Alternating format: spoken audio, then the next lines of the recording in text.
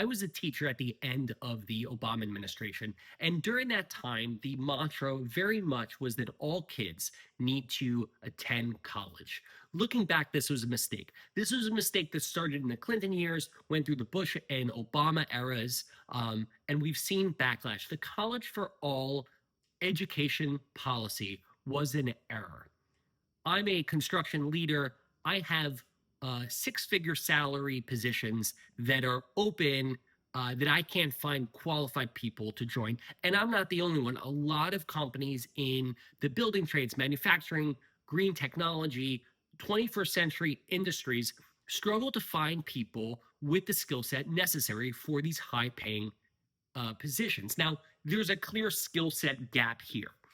While I have this construction challenge, I also have people in my life who went for 4-year degrees, finished their program in some liberal arts degree, and now work in a field that does not require those degrees, or they're in a field that is not relevant to the degree that they have.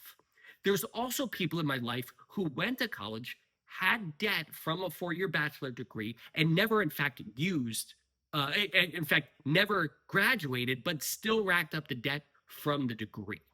A lot of states are changing their positions and then trying to encourage vocational training, vocational programs, essentially saying to high school 12th graders that more training will be necessary for 21st century jobs, but that training is not necessarily in a 4-year college.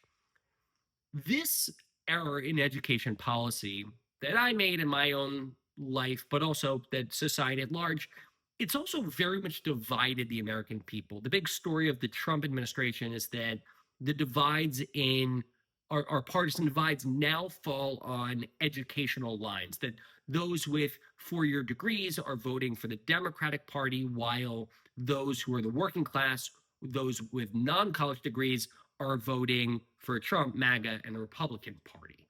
This has divided the American people today in this Trump era more so than it has in previous eras, when partisanship did not fall on this pure college degree line.